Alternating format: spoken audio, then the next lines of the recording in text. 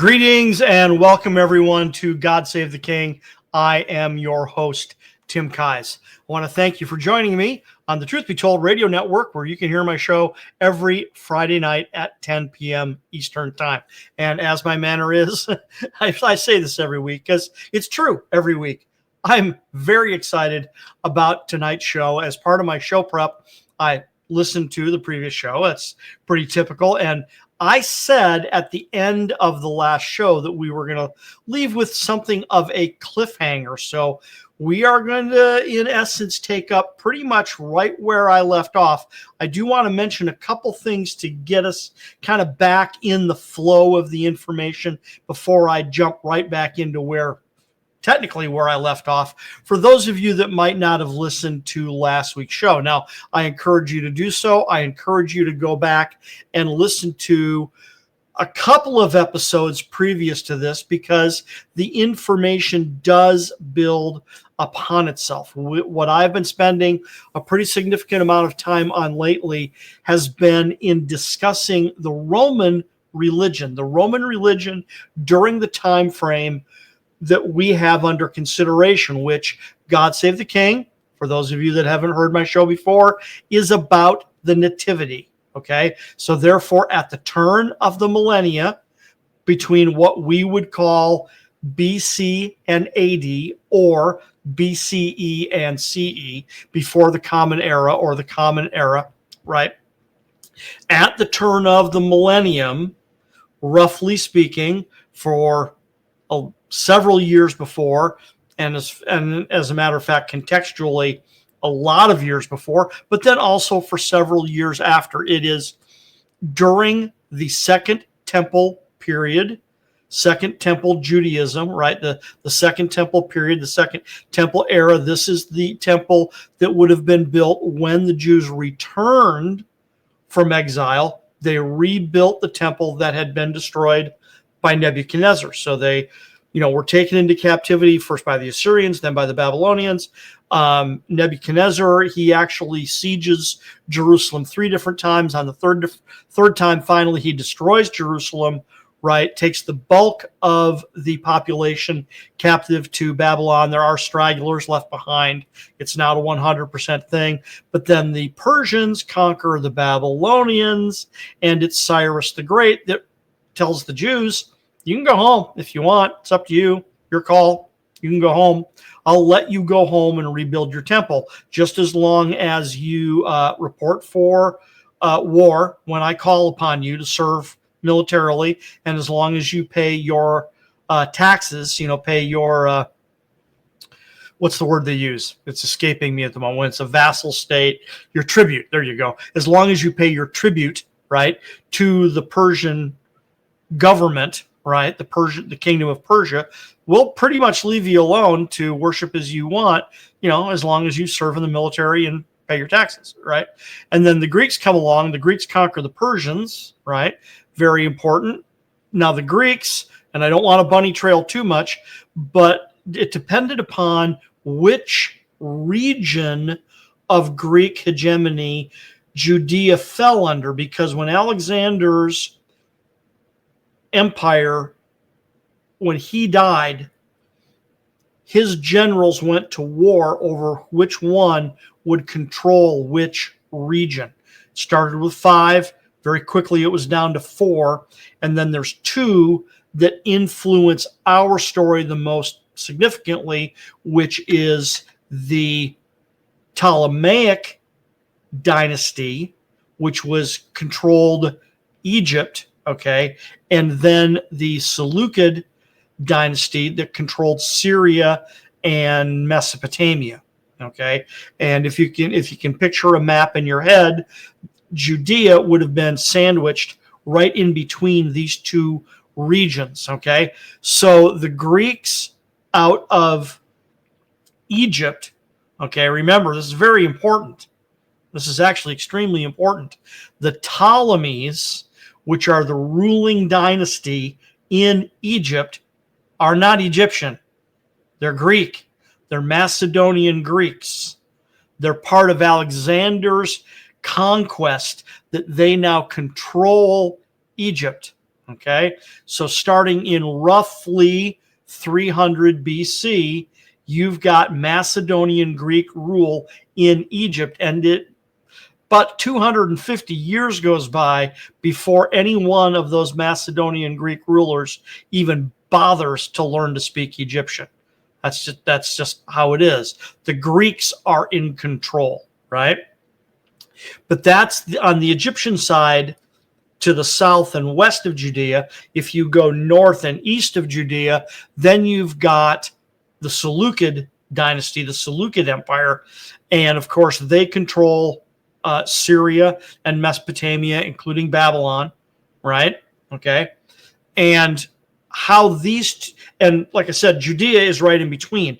The two of them actually fought wars with each other over control of Judea. They fought 5 wars in a period of about 100 years, frankly, trying to nail that down over who was in control, right? Well, and at first, in general terms, it was the Ptolemies, and then after this succession of wars, it flipped to the Seleucids. And then once the Seleucids were in control of Judea, they treated the Jews in the Promised Land very poorly. Very, very poorly.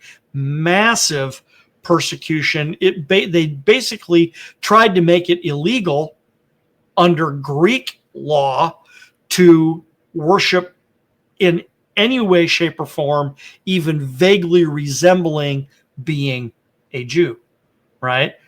Owning a Torah, reading a Torah, keeping, the dietary laws, all of these things were made illegal. Dressing certain way, circumcision, a lot of this stuff was made illegal under Greek rule. And that's really significant on how these two different sides of the Greeks treated the Jews in the Promised Land differently. And also what's very interesting is that they also treated the Greeks living in Babylon treated the Jews living in Babylon very differently.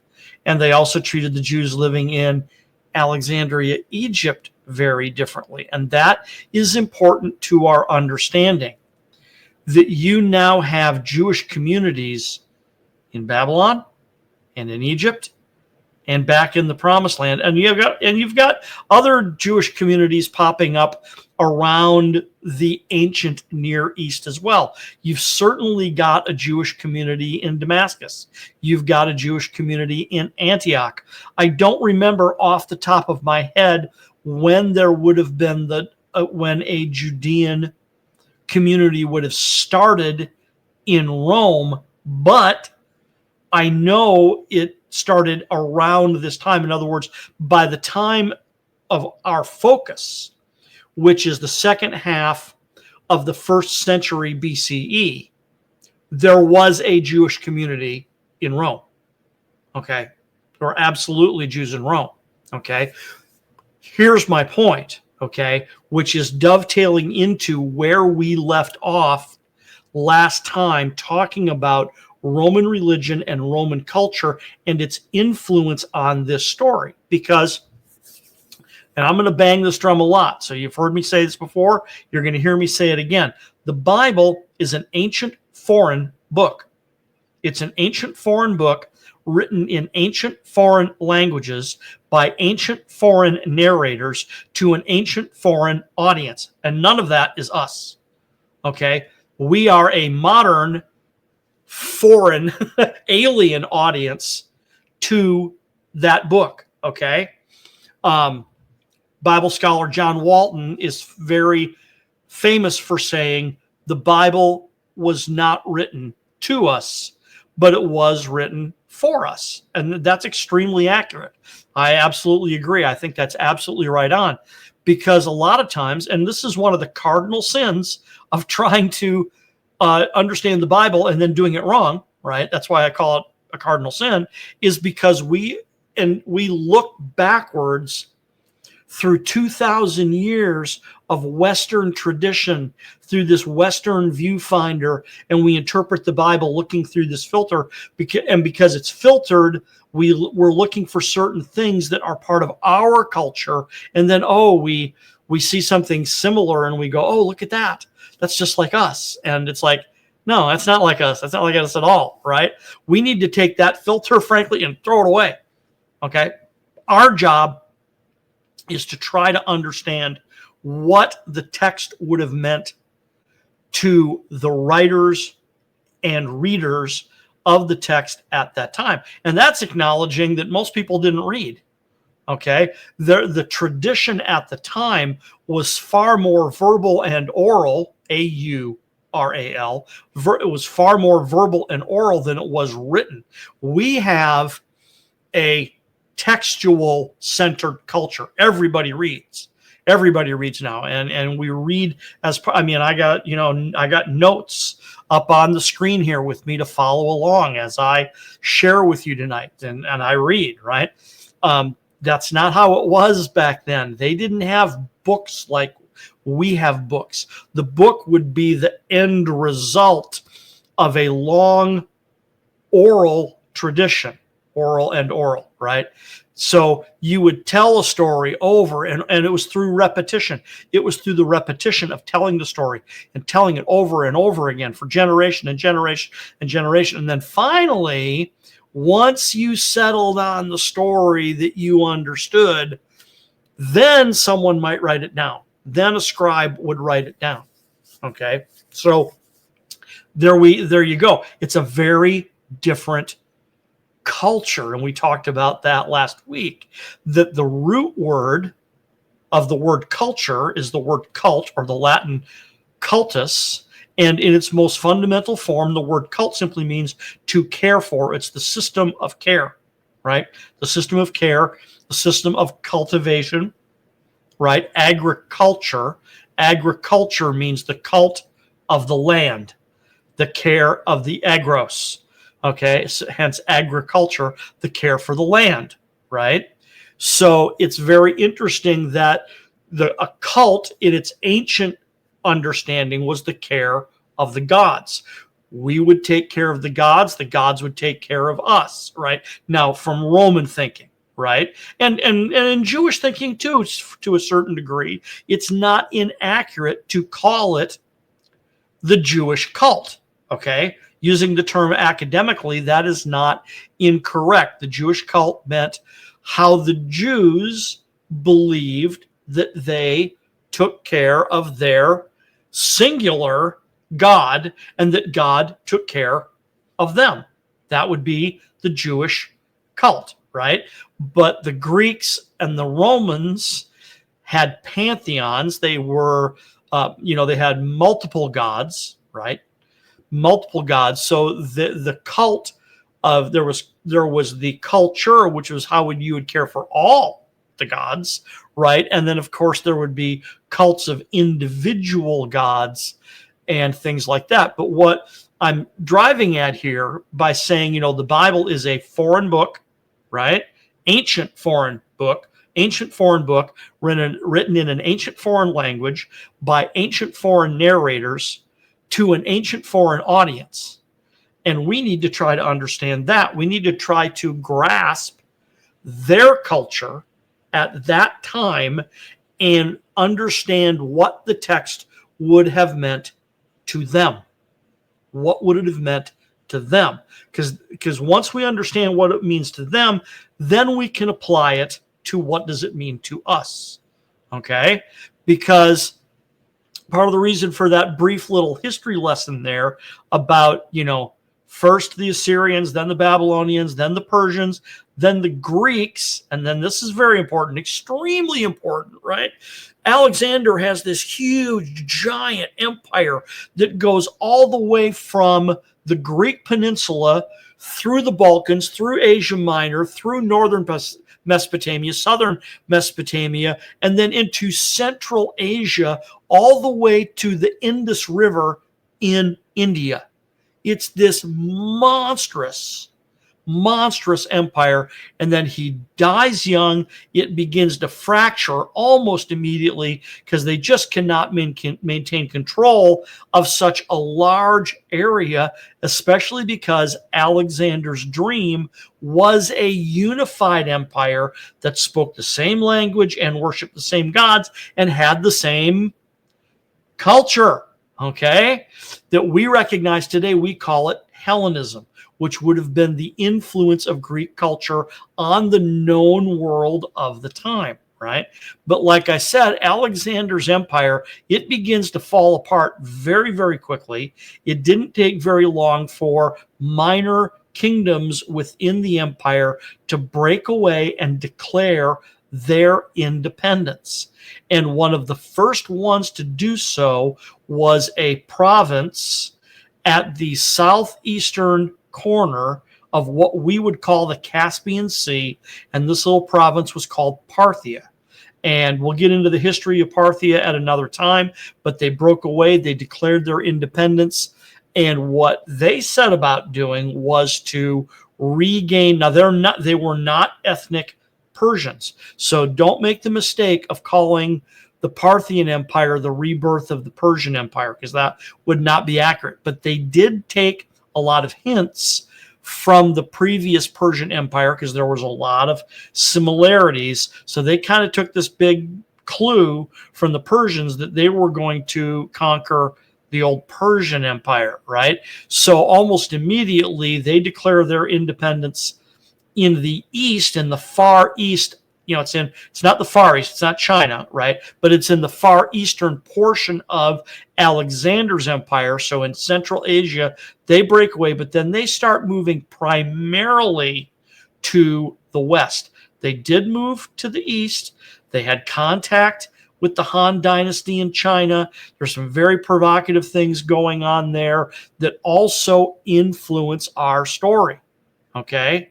They influence our story, but they started conquering to the west. Now, meanwhile, on the other side of the forest, all the way to the west, you've got the founding of the Kingdom of Rome, and then the Roman Empire, the Roman Republic, rather, Roman Republic, the Kingdom of Rome, then the Roman Republic, and then eventually the Roman Empire. And this is a critical piece of our puzzle because the focal point of the historical and cultural context that we are talking about is the second half of the 1st century BCE, which is when the Roman Republic is going through the convulsions that are going to result in an empire. Because technically, Julius Caesar, although he was a dictator, technically he was not the emperor. The first emperor was his great nephew, Augustus. Okay. Very, very interesting and a tumultuous period in Roman history that has direct influence on our story. Because think about it with the different puzzle pieces that I have mentioned. Okay. What if you are a Jew living in Jerusalem? Okay. And so you're a Jew living in Jerusalem, okay, in 3 BC, which is the date that I believe Jesus was born, that a lot of people believe Jesus was born, September 11th of 3 BC, okay?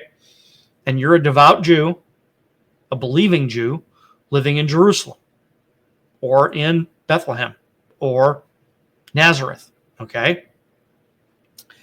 Your king, Herod the Great, is a pseudo-Jew, okay? He practices the Jewish religion somewhat, and somewhat not. Kind of seems like he does it maybe when he wants to and not when he wants to and stuff like that, okay? He is embracing Greco-Roman culture in a big way. Okay, the language spoken in Herod's court would have been Greek. Okay, it would not have been Hebrew. It wouldn't have been Aramaic. Now, there would have been those court officials who spoke Aramaic, no question. okay? Because Aramaic was a very common language, not only in Judea itself, but throughout the region, okay? But nonetheless, the official language of Herod's court was Greek, wasn't Aramaic, okay? And it wasn't Latin, okay? Despite the Roman influence, Latin was not a lingua franca. Now, if you don't know what a lingua franca is, I mean, it wasn't a lingua franca yet. Okay, very important point. Okay, that comes later in the Latin history of Western Europe. Okay, lingua franca. If I speak German and you speak French, we can't talk unless, as a second language, I speak English, and you, as a second language, also speak English. Now, each of us speaking a second language can communicate. That is what lingua franca means, okay? So in the ancient Near East, the predominant lingua franca was Greek. The secondary lingua franca, however, was Aramaic, okay? And a close second. Okay, it just kind of all depended upon where you were and where you would land. Okay, so it would be very interesting to know. I don't know this. I should look this up. It'd be very interesting to discover. Okay, how many people could speak a little bit of each? Right.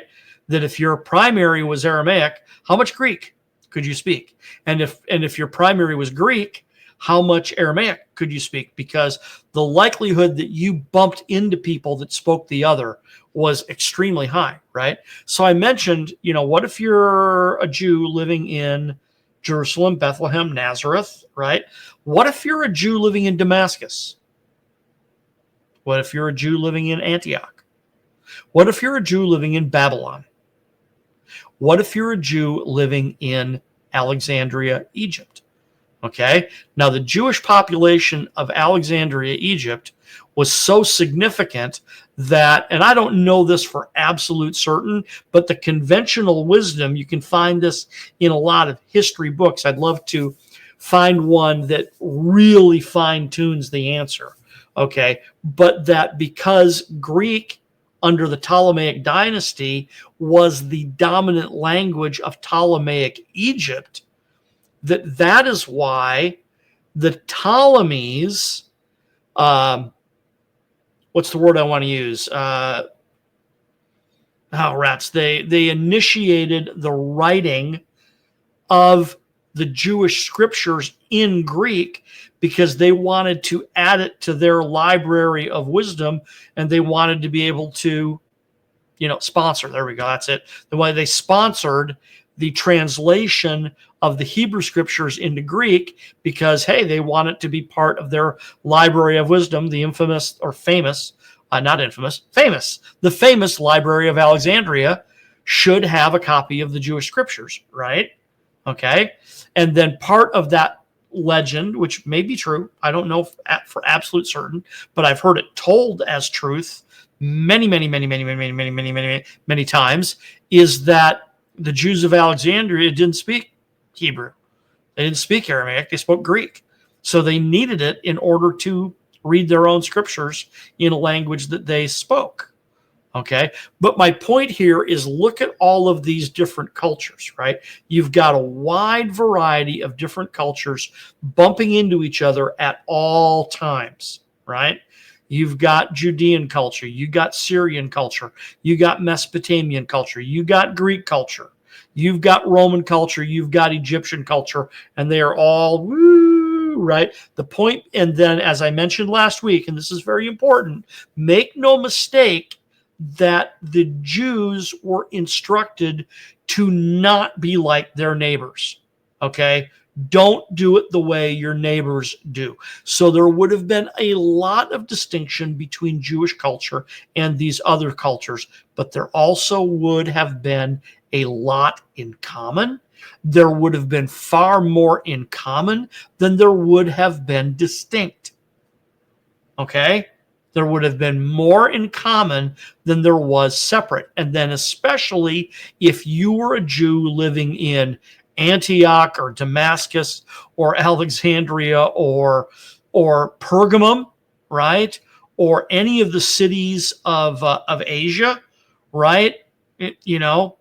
Name the cities that 30, 40, 50, 60 years later are now famous parts of the New Testament because of Paul's travels and stuff like that. The Greek cities of Asia, the Greek cities of the Roman province of Asia, they factor into this story. So my point here is that we really need to try to understand what they would have been thinking, not superimpose our ideas on them. I talked about the fact that the under different understanding of the word cult, right? Last week we talked about the fact that they would have looked upon their calendar very differently. They didn't have a universal calendar throughout this ever growing, by the way, this increasing in size Roman Empire, right? Now, even as a republic, it had gotten really big. Okay. But then as an empire, it's going to get even bigger. And while, yes, they would have, what's the word I want to use? They would have, used the power of the empire to enforce their culture in certain ways. You didn't have a universal calendar.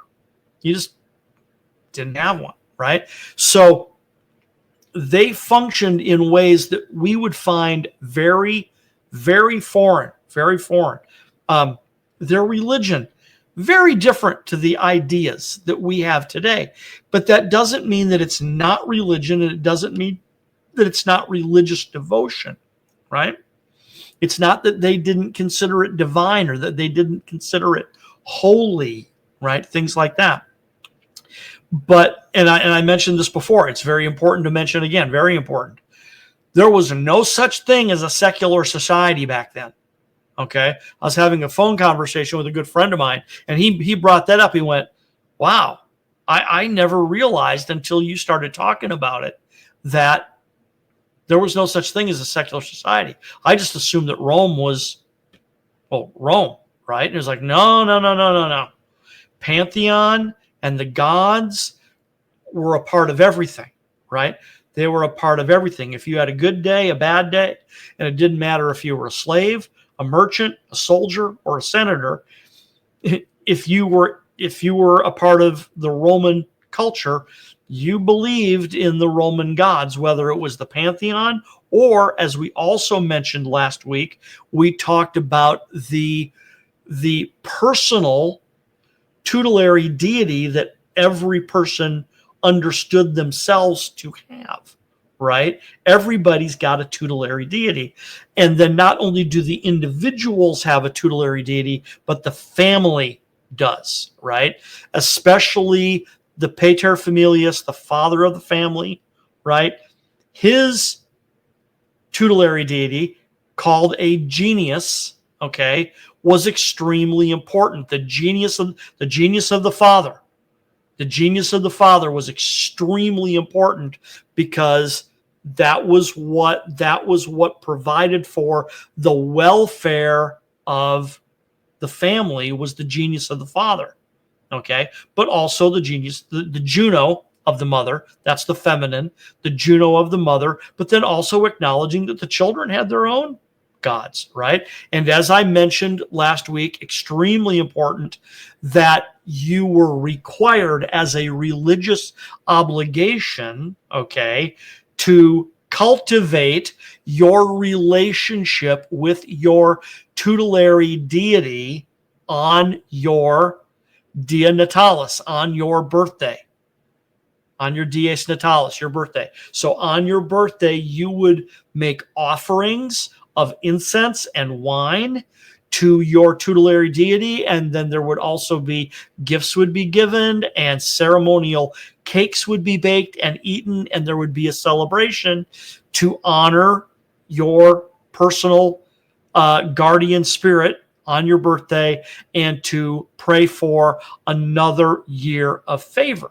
Okay. Now that was true for everybody, but once again, it was especially true for the pater familias, especially true for the father of the family. So think about this, because this is very foreign to us, right? If it was such a big deal to honor the guardian deity of the father of the family, how much more so would it be to honor the guardian spirit of the father of the country, of the emperor, right? Okay.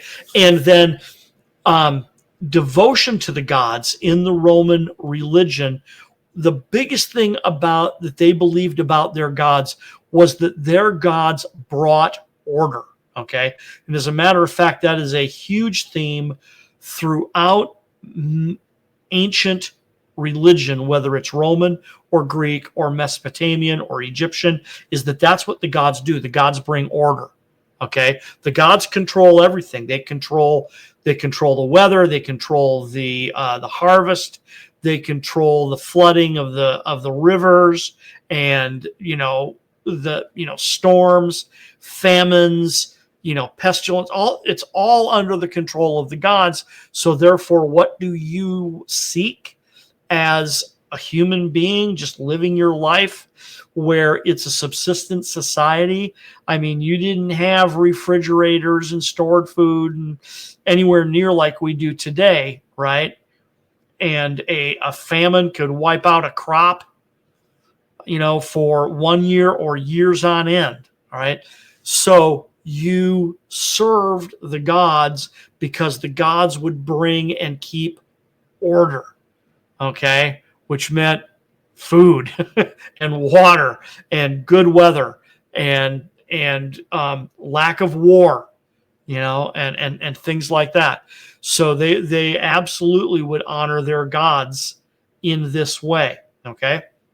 So very important. But like I said, if it was important to honor your personal deity on your birthday, then how much more was it required to honor the emperor on his birthday, especially since Augustus brought order, okay, to the Roman Empire, okay? And this dovetails into what we talked about in previous episodes about the fact that Julius Caesar brought order, okay? He fought a civil war with Pompey, but once he was defeated, he brought order as a dictator, okay? But he brought order, okay? And then he was assassinated, which chaos. Okay, so now you have an additional, do the math, 13 years of civil war after Caesar's assassination until eventually Octavian finally defeats Antony and Cleopatra at the Battle of Actium, making Octavian the sole ruler of the Roman Empire, right? 4 years goes by, and then the Senate awards him the title of Augustus that we have talked about. That's now you got to look at the root word of Augustus, of which the root word is the same root word that gives us the word augur or augury, right? Or inauguration, right? Or auspicious. These are all, the root word is all the same. It means divine. It means to divine. It means to read omens. Augury is a type of reading omens. It's reading the motions of birds, right? You watch a flock of birds, and then the augurs, the priests that performed augury, would interpret the motions of flocks of birds, right? But in a more generic sense, augury became divination. It meant to divine, to read omens. And remember, here you go again, we've got to understand the way they thought, not the way we think, okay? And you can't superimpose the way we think on them, right? So you hear me say the word omen, okay? And we think of Hollywood movies, and we go, that's demonic, okay? No, not necessarily. Now, don't get me wrong. they were probably being influenced by demons, make no mistake, okay? But that doesn't mean that's what the word omen meant. To them, it simply meant reading a sign. And there were different types of omens that the priests could read. And that's what they meant by divination, was to read these signs. Now, was this the inspiration of the one true God? No. So therefore, was it demonic or even satanic? Possibly yes. Okay. Did they think of it that way? No. Is because that's not what they thought or believed. Okay. Now, I mentioned last week, this is where you get into bumping heads over, well, if you got two pantheistic societies, you're not necessarily going to get into a knockdown drag out in the next 30 seconds because your God said this and my God said that. Because after all, you've got a pantheistic society. So do I. You know, that's one of your gods said that. One of my gods said this. Yeah, you know, the pantheons, you know, those gods, they're fickle. Da, da, da, da, da. But if you're walking around saying, oh, no, we're it. Yeah, it's one God. There's only one. And we worship the right one. All that stuff you guys do. Nothing right about that. No good.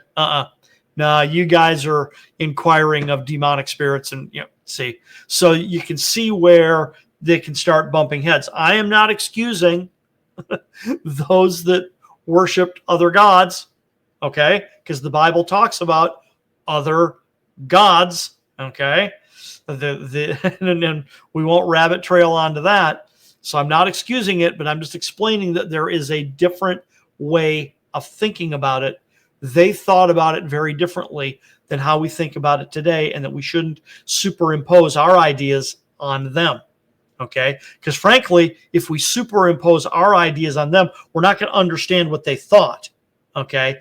If we can understand what they thought, then we can look at reading the scripture and go, oh, these were the men that wrote and then read this scripture at that time. What did it mean to them? Because when you get back to the nativity story, which is what this is all about, there's a couple of pieces of that puzzle that work in this context extremely well. I'll mention two of them. We're going to talk about one of them in more detail for the rest of the show. Number one, that we're not going to talk about in detail for the rest of the show. That's going to be the other one. But the first one is when Matthew mentions the wise men from the east, right? Matthew chapter 2, verse 1, in the days of Herod the king, wise men came from Jerusalem saying, where is he who is born King of the Jews? For we have seen his star in the east and we have come to worship him. Okay. Now it's credited to Matthew, one of the 12. Okay. But those two verses they're a synopsis or a summary. Man, would I love to sit down with Matthew and go, what all is packed into what you said, and what would it have meant to someone who read that at the time? Because if Matthew's writing it to a primary audience that is like him, see, then he can get away with that. I forget what the technical term for it is. There's a technical word for it in textual studies where you have a speaker or a writer, and then you've got the audience. And because they have a super high degree of overlap in their experientially, right, then that is when the writer or speaker can abbreviate stuff like crazy because the audience is just going to know. See, it would be the modern equivalent would be tons of modern slang would make a great example of that. If here I am talking to my YouTube audience and I just use modern American slang, right? Oh man, we're down to the 2-minute warning. Okay. Well, that doesn't mean squat to anybody who doesn't know American football, right? Or you say, and I'm going to use another sports metaphor, right? Man, that dude hit a grand slam. And it doesn't matter whether I'm talking about a baseball game or not. I could be talking about a guy at work, right?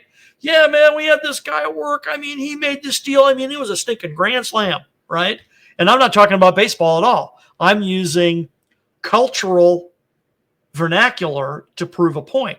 But that only makes sense when both the speaker and the hearer know what that thing is, right? So that's what we're seeing. Here you go. That's what we're seeing in these infancy narratives.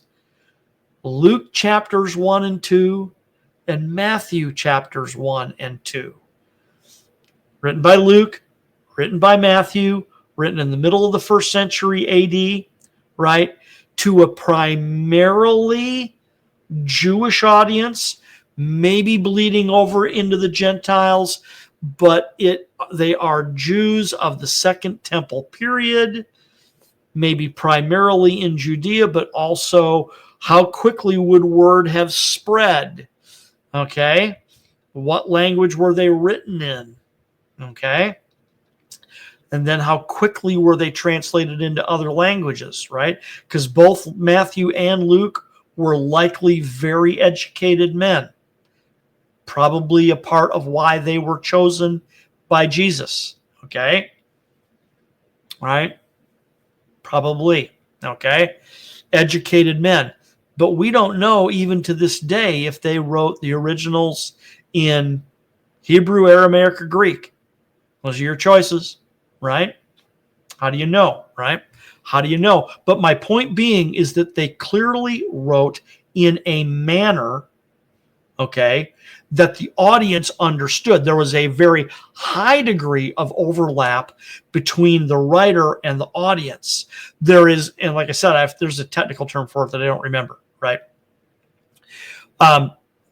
There's not a high degree of overlap between them and us, okay? I wish there were. And that's the gap that we are trying to close.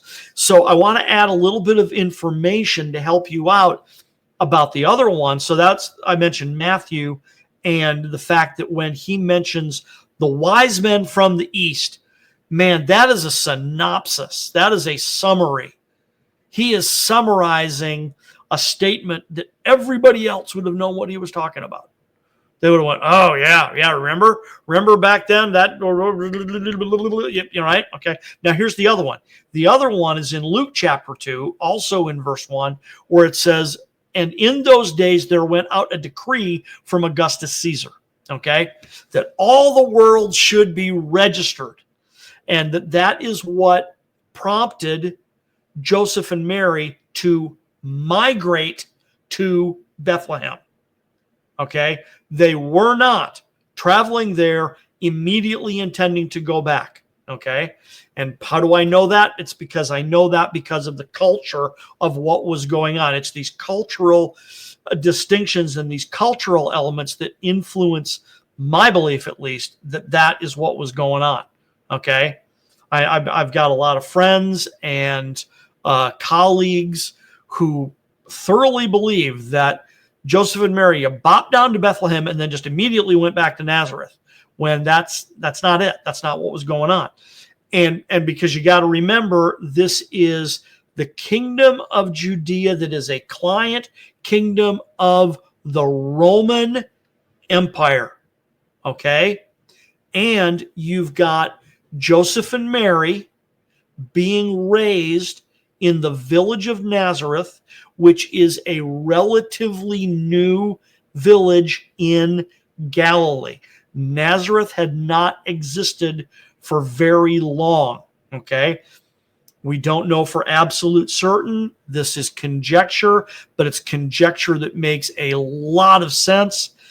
I believe that Joseph and Mary's parents migrated from Bethlehem, or at least in and around Jerusalem, during or shortly after the reign of Judah Aristobulus I, or during the reign of his successor, Alexander Jannaeus, because that was when migration from in and around Jerusalem to Galilee was strongly encouraged to re-Judaize Galilee. okay, which is really interesting because they're encouraging the devout Jews to leave Jerusalem, okay, and go to the north, which is weird because Jerusalem is actually becoming more and more Hellenized, right? When the Maccabees threw off Greek hegemony, initially it was this massive resurgence of Jewish culture. We were finally an independent nation again. We can run our own lives. We can, we can worship as we choose, et cetera, et cetera. And at least we're going to have Jews in charge of our own country. Well, the problem is that Greek culture was so pervasive that it couldn't help but start to influence the Maccabees and the Hasmoneans. Okay. So they started becoming a lot more like their neighbors.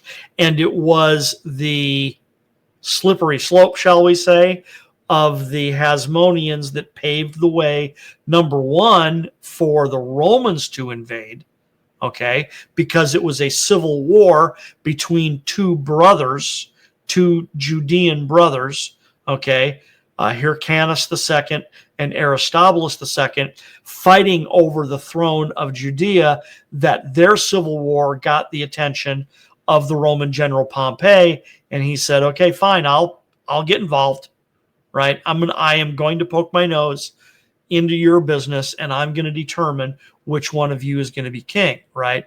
And then all the shenanigans around that, because that Pompey invaded in 63 BC, right? Then you had ongoing. He made Hyrcanus high priest. He took Aristobulus prisoner to Rome. Aristobulus' son Antigonus escaped, and he goes back to Judea and starts instigating problems here and there. But then you see you've got Pompey was master of the East, but then he got defeated by Caesar. So then Caesar became master of the East.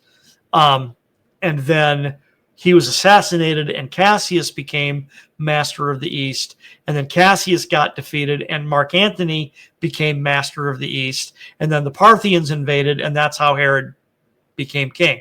So it's just all of the stuff that is going on is, you talk about a mishmash of stuff going on that is influencing this story, right? So now you've got Herod is king, right? He is an Idumean, right? He's not Jewish. He's not ethnically Jewish, okay? He's an Idumean, okay, which is a descendant of Esau, okay? Now they're considered like half Jews, okay? But they're not considered full Jews because they didn't go to Egypt and pass through the Red Sea like the descendants of Jacob did. So there's this antagonism between the descendants of Jacob and the descendants of Esau.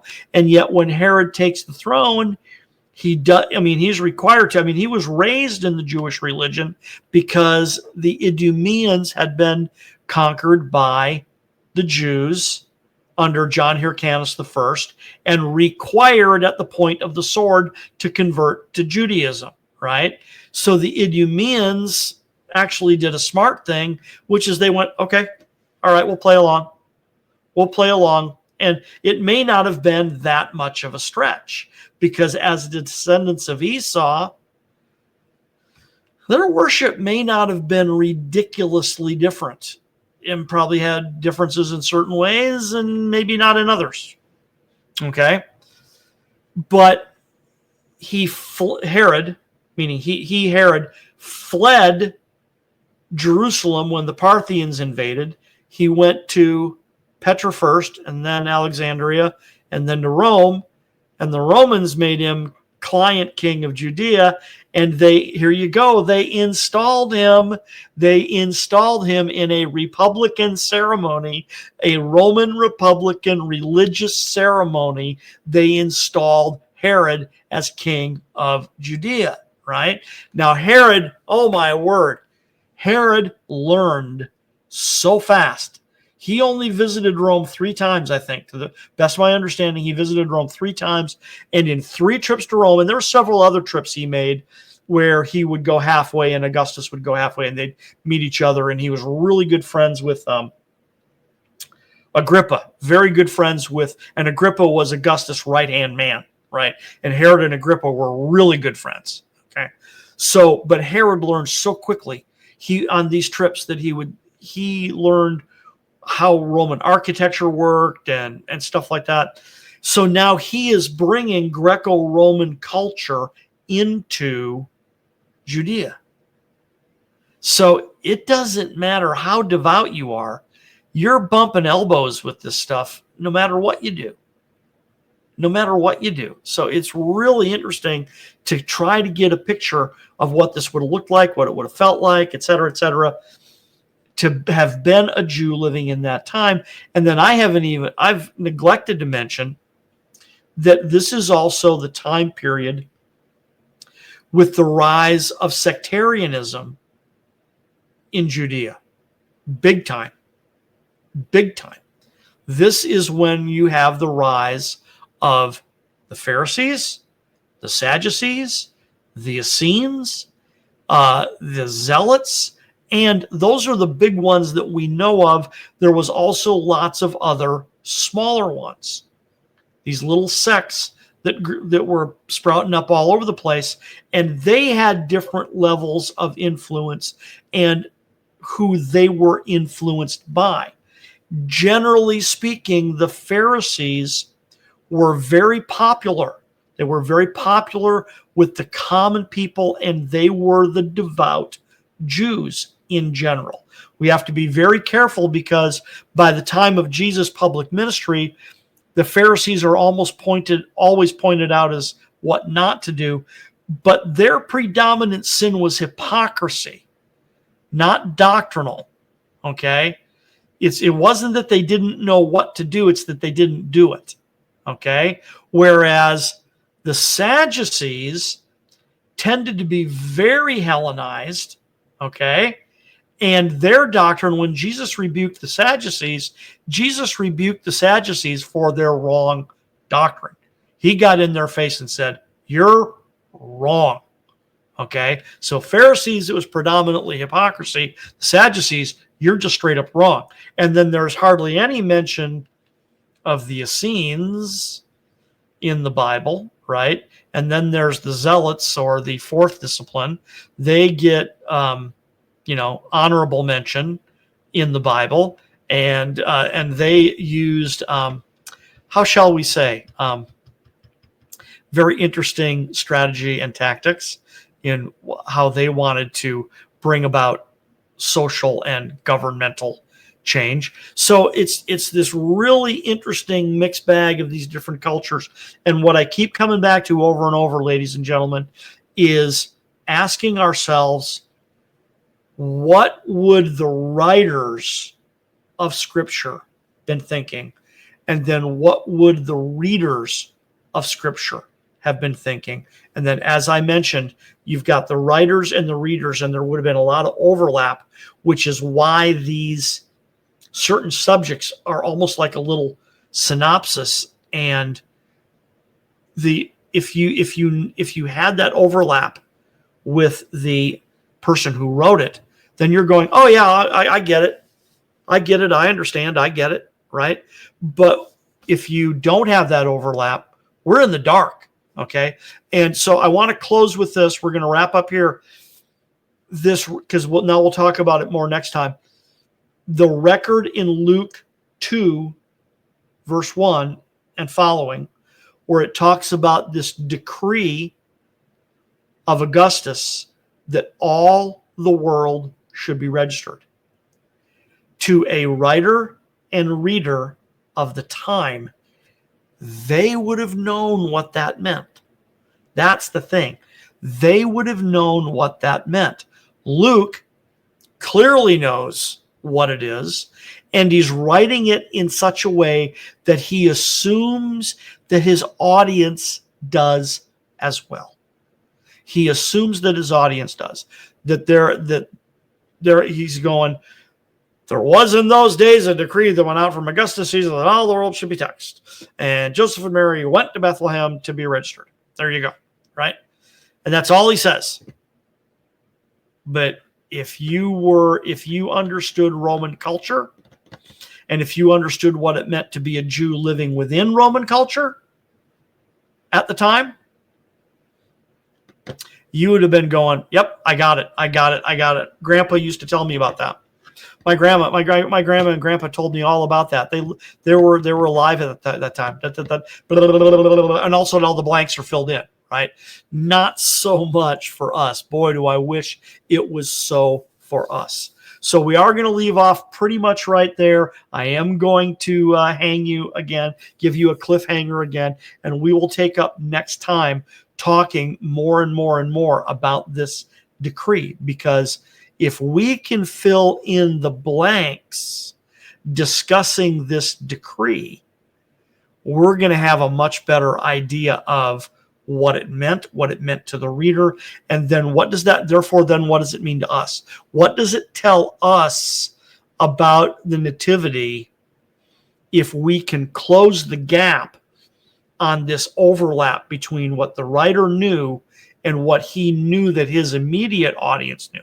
His primary audience knew it, but we're not his primary audience, so we don't know. So we need to learn about the culture of that time so that we can get that overlap, so that when we read that record, we can go, got it, understand. Okay, so that's where we're going to wrap it up, ladies and gentlemen. My name is Tim Kise. Thank you for joining me on the Truth Be Told Radio Network, where you can hear my show every Friday night at 10 p.m. Eastern Time. You have been listening to God Save the King.